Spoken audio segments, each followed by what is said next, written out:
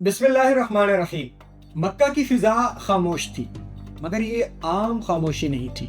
ایک عجیب سی نرمی، ایک غیر معمولی سکون، جیسے پوری دنیا کسی آنے والے لمحے کا انتظار کر رہی ہو۔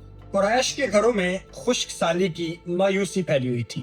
مہینوں سے بارش نہ آئی تھی، کھیت سوکھ چکے تھے، درختوں کی ٹہنیاں ٹوٹ چکی تھی۔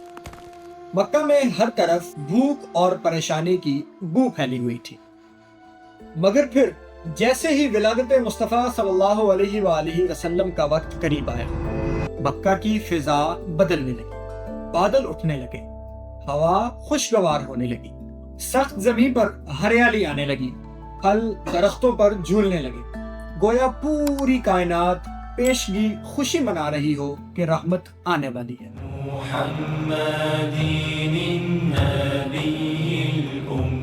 اسی سال ایک سانحہ پیش آیا۔ ابرہہ، یمن کا عیسائی حکمراں، اپنی دیوانی خواہش میں بیت اللہ کو گرانا چاہتا تھا۔ اس نے سونے چاندی سے سجی ایک عمارت تعمیر کروائی اور دعویٰ کیا کہ اب لوگوں کو بیت اللہ جانے کی ضرورت نہیں، میری تعمیر کردہ عمارت ہی اصل قبلہ ہے۔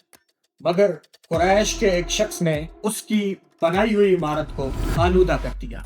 اس پر ابرہہ آگ بگولا ہو گیا اور وہ ہاتھیوں کی فوج لے کر مکہ کی جانب روانہ ہو گیا۔ اس کے لشکر میں ایک عظیم ہاتھی تھا جسے محمود کے نام سے جانا جاتا تھا۔ اس ہاتھی کے بارے میں کہا جاتا ہے کہ روئے زمین پر اس جیسا ہاتھی بالکل نہ دیکھا گیا تھا۔ ابرہہ مکہ کے قریب پہنچا، جانور لوٹے، اس میں عبد المطلب کے اونٹ بھی تھے۔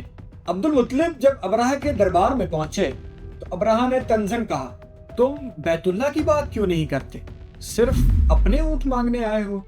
عبد المطلب نے وہ تاریخی جملہ کہا جو قیامت تک ایمان والوں کے دلوں کی روشنی بن گیا، میں اپنے اونٹوں کا مالک ہوں، اس گھر کا مالک اللہ ہے، وہ اس کی حفاظت خود کر لے گا۔ اور پھر وہ منظر شروع ہوا جس نے صدیوں تک انسانیت کو حیران رکھا۔ ابرہہ نے حکم دیا، ہاتھی مکہ کی طرف بڑھائے جائے۔ سپاہی دھکے دے رہے تھے، کوڑے مار رہے تھے، مگر محمود وہ تو جیسے زمین میں گڑ گیا، ایک انچ بھی نہ بڑھا۔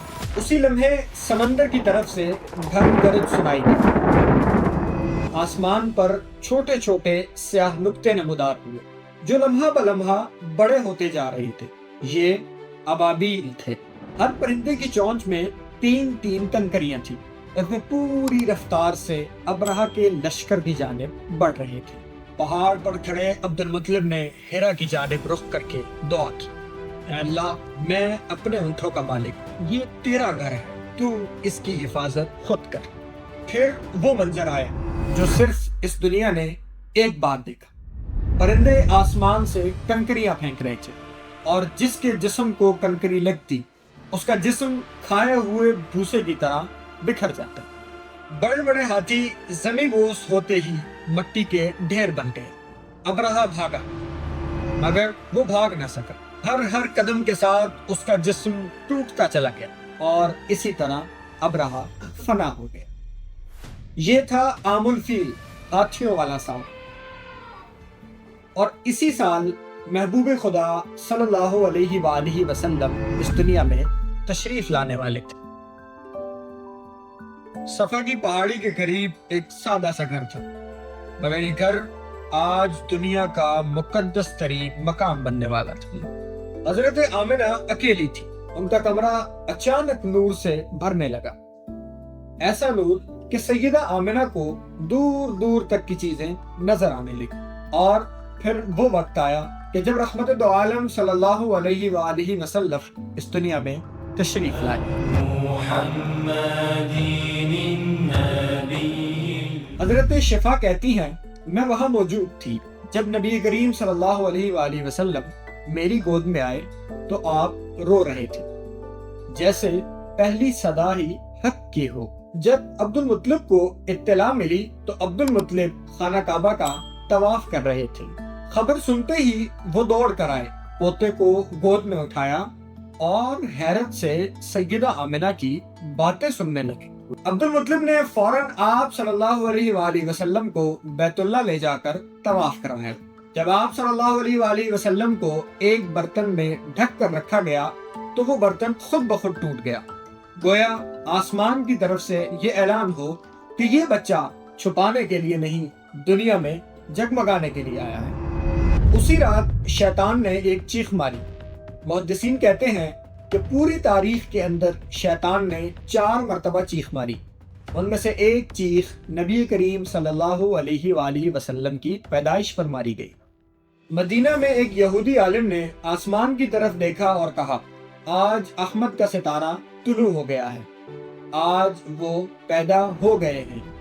جب وہ یہودی مکہ میں پہنچا اور آپ صلی اللہ علیہ وسلم کی مہر دیکھی تو وہ چیخ مار کر بے ہوش ہو گیا۔ جب اس یہودی کو ہوش آیا تو اس نے کہا، اے قریش، اللہ کی قسم یہ بچہ تم پر غالب آئے گا اور اس کی شہرت مشرق سے مغرب تک پھیل جائے گی۔ اور پھر وہ نشانی جسے دیکھ کر عبد المطلب حیران ہو گئے۔ نبی کریم صلی اللہ علیہ وآلہ وسلم ختنہ شدہ پیدا ہوئے تھے۔ عبد المطلب نے جب یہ دیکھا تو کہا کہ میرا پوتا نرالی شان لے کر پیدا ہوا ہے۔ اور واقعی اس رات مکہ کی گود میں جو بچہ اترا تھا وہ بچہ عام نہیں تھا، وہ تھا کہ جس کے آنے سے تاریخ بدلی، ظلمتیں مٹی، انسانیت کو روشنی ملی اور دنیا کو محمد مصطفیٰ صلی اللہ علیہ وآلہ وسلم ملے۔ وہ رات، وہ صبح، وہ لمحہ انسانی تاریخ کی سب سے عظیم گھڑی تھی جب رحمت، نور، ہدایت اور محبت ایک ہی وجود کی شکل میں اس دنیا میں تشریف لائے۔